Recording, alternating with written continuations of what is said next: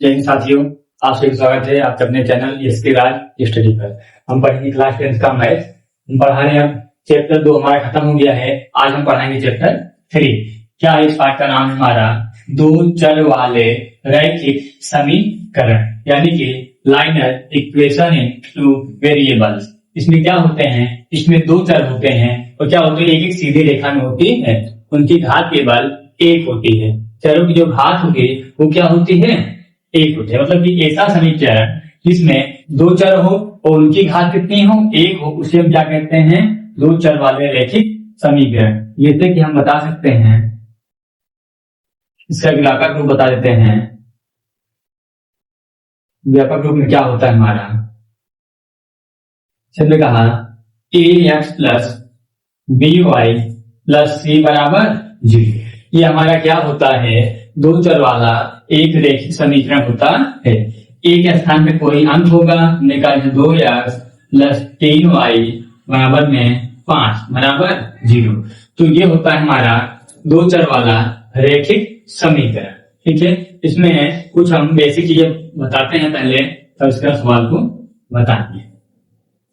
हमें इसमें जैसे हमने कहा दो समीकरण इसमें दिया गया है, उसमें हमने कहा फर्स्ट समीकरण क्या है, a1x plus b1y plus c1 बराबर 0। ये समीकरण नंबर हमारा 1 हो गया, ये क्या हमारा 1 है। दूसरा क्या हमारा a2x plus b2y plus c2 बराबर 0। ये क्या है, समीकरण नंबर हमारा 2। ये समीकरण नंबर 1 है और ये क्या है हमारा 2। इसमें क्या है, दो चर वाले, दोनों चर वाले क्या है, एक रैखिक समीकरण है। इसमें दो समीकरण है, तो इसमें हमें ये कहता है सवालों में कि x और y का मान ज्ञात कीजिए। हमें यही बताना होता है x का मान और y का मान। इसमें एक होता है, जैसे हमने एक बार रखा है, इसमें बताते हैं पहले। यदि इसमें कुछ फार्मूले होते हैं, पहला क्या है कि हमारा a1 अपान a2 बराबर अगर नहीं होता है, नॉट इक्वल टू होता है b1 अपान b2 के। a1 a2 b1 b2 इनका अनुपात यदि बराबर नहीं है तो ये होते हैं हमारे तत्छेद रेखा। तत्छेद रेखा, तत्छेद रेखा जो होती हैं उसमें केवल एक हल होता है, या लिखेंगे हम केवल एक हल होता है। ठीक है, क्योंकि जब दो रेखाएं आपस में काटेंगी, देखिए जिससे हमने कहा एक रेखा ये है हमारा, एक रेखा ये है हमारा। ठीक है, ये दो रेखाएं हैं, ये दो रेखाएं एक बिंदु पर काट रही है, यहाँ पर एक बिंदु पर काटी है, तो इसे हम क्या कहते हैं, प्रतिच्छेद रेखा। तो इसमें केवल एक हल होगा, क्योंकि केवल एक ही बिंदु पर क्या करती है, इसको प्रतिच्छेद करती है। और ये जो होता है हमारा संगत होता है। क्या होते हैं, संगत होते हैं, क्योंकि ये एक बिंदु पे क्या होते हैं, मिलते हैं। ठीक है, दूसरा फार्मूला हम बताते हैं, सेकेंड फार्मूला हम बताते हैं। यदि इसमें हमारा a1 बटे a2 बराबर हो b1 बटे b2 के, ये बराबर हमारे c1 बटे c2 के। यदि हमारा ये आपस में क्या होते हैं, बराबर होते हैं, तो इसमें अनेक हल होते हैं। कि क्या होते हैं, ये जो होते हैं हमारे संपाती होते हैं। संपाती, दो रेखाएं जो होती है वो संपाती होते हैं, और इनके अनेक हल होंगे। क्या होंगे, अनेक हल होंगे। ठीक है, और ये संगत होते हैं, संगत भी होते हैं। ठीक है, क्योंकि इसमें a1 बटे a2 b1 बटे b2 और c1 बटे c2, यदि ये लोग आपस में क्या है, हमारे बराबर होते हैं, तो इसको में संपाती रेखाएं भी कहते हैं। जैसे हमने कहा एक रेखा ये है हमारा। ठीक है, अब इसी रेखा के ऊपर एक और रेखा आ गया, तो ये होते हैं हमारे संपाती, क्योंकि ये एक ही रेखा से होके जा रहे हैं। ये अनेक बिंदु पर मिल रहे हैं, इसलिए इनके क्या होते हैं, अनेक हल होते हैं। और ये क्या है, आपस में संगत हैं, इसलिए हम क्या करेंगे, यहाँ पर संगत होते हैं। ठीक है, पढ़ाते हैं, बताते हैं। थर्ड वाला जो है, यदि a1 बटे a2 बराबर है b1 बटे b2 के, और ये नॉट इक्वल टू है c1 बटे C2 के। यदि A1 बटे A2 हो, B1 बटे B2 बराबर है और C1 बटे C2 क्या आपस में बराबर ना हो, तब हम इसको लिखते हैं समांतर। क्या लिखेंगे?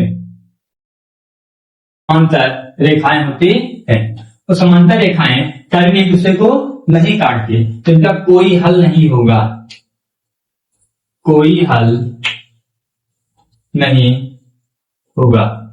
ठीक है, कोई हल नहीं होगा तो ये संगत नहीं होते हैं, इसे बोलते हैं हम असंगत। क्या बोलेंगे? असंगत। ठीक है, ये होता है हमारा असंगत। जैसे पूरे का एक रेखा ये है हमारा, ठीक, दूसरा रेखा हमारा ये है, ये दोनों कभी भी एक दूसरे को प्रतिच्छेद नहीं करती हैं। ठीक है, इसको हम क्या कहते हैं? समांतर रेखाएं हैं और ये क्या होते हैं? ये कभी भी नहीं मिलेंगे, इनका कोई भी हल नहीं होगा। ठीक, ये हमारा फार्मूला होता है। ठीक है, पहला सवाल है, इसमें क्या कहा है? सवाल में हमारा ये कहा है कि कक्षा 10 के 10 विद्यार्थियों ने, कक्षा 10 में क्या है? 10 विद्यार्थियों में, ठीक है, एक पहेली प्रतियोगिता की जाती है। उसमें यह है भाग लिया यदि लड़कियों की संख्या लड़कों की संख्या से कितना है? 4 अधिक है। लड़कियों की संख्या लड़कों की संख्या से 4 अधिक है, तो इसमें ये बताइए प्रतियोगिता में भाग लिए लड़के और लड़कियों की संख्या में क्या करना है? बताना है। इस सवाल में हम पहले मान लेते हैं, माना लड़कियों की संख्या, माने हैं लड़कियों की संख्या कितना है? x है, और लड़कों की संख्या कितना है? y। ठीक है, प्रश्न इसमें प्रश्नानुसार क्या कहा है? प्रश्नानुसार ये कहा है कुल विद्यार्थी कितने हैं हमारे? 10 हैं। ठीक है, तो x प्लस वाई बराबर 10। तो ये कहा है कि कुल विद्यार्थी कितने हैं? 10। तो लड़कियों की संख्या और लड़कों की संख्या का योगफल कितना हो जाएगा? हमारा 10 होगा। तो इसे हम क्या लिखेंगे? x प्लस वाई बराबर 10। ठीक है, ये हमारा समीकरण नंबर 1 हो गया। फिर क्या कहा है? यदि लड़कियों की संख्या, ये शर्त हमारा फर्स्ट था। सेकंड में क्या कहा है? यदि लड़कियों की संख्या लड़कों की संख्या से 4 अधिक है, तब क्या होगा हमारा? क्योंकि अधिक कौन है? लड़कियों की संख्या, तो हम इस 4 को लड़कों वाले में जोड़ेंगे, क्योंकि जो अधिक होता है उसमें नहीं सोचिए, कहा x बराबर y। ठीक है, इसमें अधिक कौन है? ये 4 इनसे अधिक है। ठीक है, ये 4 इनसे क्या है? ये 4 इनसे ज्यादा है, प्लस में है 4, तो हमें बराबर करना है। तो इस 4 को प्लस यहां पर हम करेंगे, तो क्या हो जाएंगे आपस में? बराबर। तो यहां हम लिखते हैं x बराबर y प्लस 4। तो यहां लिख देते हैं, ये समीकरण नंबर क्या हो गया हमारा? 2। ठीक, तो हमें इसमें कहा है सवाल में कि आप इसे ग्राफीय विधि से हल करना है। ठीक है, तो हम इसमें समीकरण नंबर 1 लेते हैं पहले, समीकरण 1 से। ठीक है, समीकरण नंबर 1 से, 1 क्या है हमारा? x प्लस वाई बराबर 10। तो x बराबर क्या होगा? 10 माइनस वाई। ग्राफिक विधि से हल करने के लिए इसे ग्राफ बनाते हैं। ठीक है, एक लाइन खींचेंगे, यहां लिखेंगे हम dx, ये लिखेंगे y। ठीक है, यहां पर हम मान लेते हैं। अगर हम y का मान क्या मानते हैं? मान लो 5 मान हमने, y का मान कितना माना हमने? 5। तो x का मान कितना आएगा? 5, 10 में से 5 गया तो 5 आएगा। यदि y का मान 4 मान लेते हैं तो कितना आएगा हमारा? 6 आ जाएगा x का मान। यदि हम y का मान लेते हैं 3, तो x का मान कितना आएगा? 7, और 10 में से 3 गया तो 7। ठीक है, ये हमारा पहला ग्राफ बन गया। फिर हम लेंगे समीकरण नंबर 2 से। अब लिखेंगे समीकरण 2 से। समीकरण नंबर हमारा 2 क्या कहा है? देखिए x बराबर y प्लस 4। तो यहां पर हम ग्राफ बना लेते हैं। ये हमारा क्या है, यक्स है, ये क्या है हमारा वाई।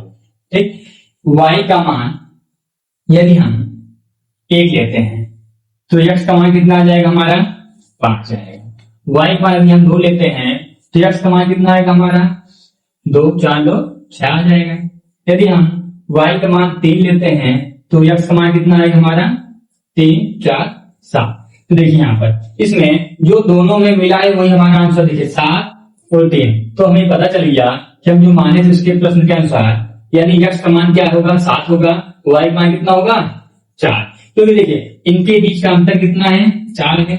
लड़कियों की संख्या लड़कों से कितना अधिक है 4 अधिक है। तो ये वाला सवाल क्या है हमारा सही। तो हम यहां लिखेंगे लड़कियों की संख्या यक्स बराबर कितना आएगा हमारा 7 है और लड़कों की संख्या वाई बराबर कितना आएगा हमारा 3। ठीक है, ये सवाल हमारा कंप्लीट हो गया। बताते हैं दूसरा सवाल क्या है हमारा, 5 पेंसिल तथा 7 कलमों का मूल्य कितना है 50 रुपए है, जबकि 7 पेंसिल और 5 कलम का मूल्य कितना है 46 रुपए है। एक पेंसिल और एक कलम का मूल्य क्या करना है हमें बताना है। तो यहाँ पर बताते हैं सवाल पहले का है तो पहले मानेंगे, यहाँ पर मान लेते हैं 2 लोग हैं तो दोनों को अलग अलग मानेंगे। माना एक पेंसिल का मूल्य, एक पेंसिल का मूल्य कितना है यक्स रुपए है। ठीक, तो ये भी मान लेते हैं हम एक पेंसिल का है और क्या है हमारा कलम, एक कलम का मूल्य कितना है वाई रुपए। ठीक है, तो यहां पर प्रश्नानुसार फर्स्ट क्या कहा है 5 कलम और 5 पेंसिल कहा है, यानी कि 5 पेंसिल और 7 कलम का मूल्य कितने रुपए हैं 50 रुपए है। ठीक है, तो हमें मूल्य निकालना है 5 पेंसिल में 5 में पेंसिल वाले मूल्य को गुणा करिए 5 एक्स और मतलब प्लस हो गया हमारा 7 कलम यानी 7 वाई बराबर क्या हो जाएगा हमारा 50। ठीक है, ये हमारा समीकरण नंबर क्या होगी, हमारे समीकरण में क्या मिलेगा 1 हो गया। ठीक, अब इसमें सेकंड क्या कहा पेंसिल 7 पेंसिल और 5 कलम का मूल्य, 7 पेंसिल और 5 कलम का मूल्य हमें जो कहा है वो कहा है 46 रुपए। ये क्या हमारा 46 रुपए। ठीक है, तो इसको हम लिखेंगे, यहां लिख सकते हैं हम 7x प्लस 5y बराबर में 46। ये हमारा समीकरण नंबर क्या हो जाएगा 2। ठीक, अब एक एक समीकरण लेंगे हम और दोनों क्या करेंगे हम आपस में हल करेंगे। तो पहले लिख देते हैं हम समीकरण 1 से।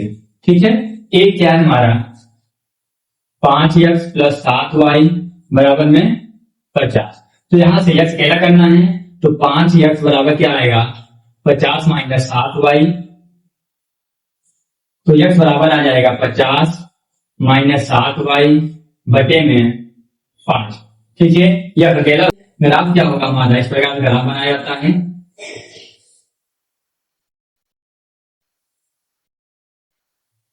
एक हमारा x है, ये क्या है y। अब मान रखेंगे। ठीक है, अगर यहां हम रखते हैं वो मान रखिए जो कि 5 से क्या हो जाए ये पूरा विभाजित हो जाए। अगर यहां रखते हैं हम 5 7 35 बच्चा कितना 15 5 यानी 15 आ जाएगा। ठीक है, पहला मान हमारा ये हो गया। दूसरा मान क्या होगा, अगर हम 0 रखते हैं तो कितना आएगा हमारा 10 आ जाएगा। ठीक है, अगला मान जो हमारा रखेंगे वो रखेंगे, अगर हम यहाँ रखते हैं 10, क्या रखते हैं 10 तो कितना आएगा हमारा 70 में से 50 या 20 4 बचे 20 तो कितना आएगा 4। अब हम सभी के नंबर 2 में रख के देखते हैं। समीकरण 2 से 2 क्या है हमारा 7x प्लस 5y बराबर में 46। तो यहां से पक्षांतर करते हैं, 7x बराबर 46 माइनस में 7 5y माइनस 5y, तो x बराबर में 46 माइनस में 5y बटे में 7। फिर अब क्या करेंगे, हम घातांक बनाएंगे, ठीक है। तो ये हमारा हो गया x y, ठीक है। तो यहाँ पर हम क्या करेंगे, मान रखेंगे, 46 माइनस 5y बटे 7। यहाँ y को मान रखिए, जो 7 से क्या हो जाए, हमारा विभाजित हो जाए, ठीक है।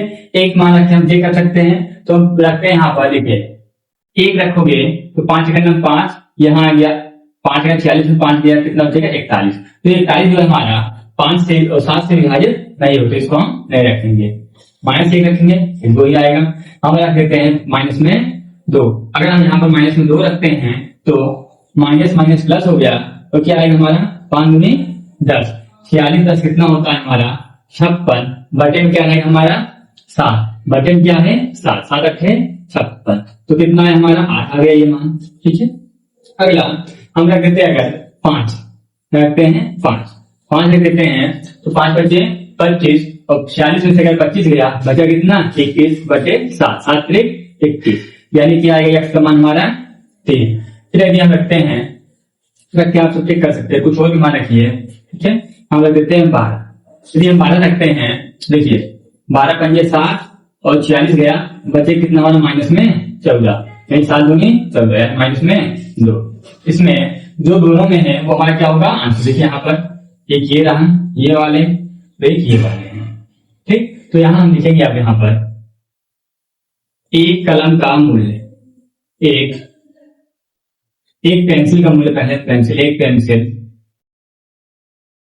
का मूल्य कितना होगा हमारा, यक्ष मान कितना आया है 3 रुपए, और कलम में कितना लिखेंगे, एक कलम का मूल्य कितना है वो हमारा, इसमें हमारा कितना है 5 है, हमारा 5 रुपए, ठीक है।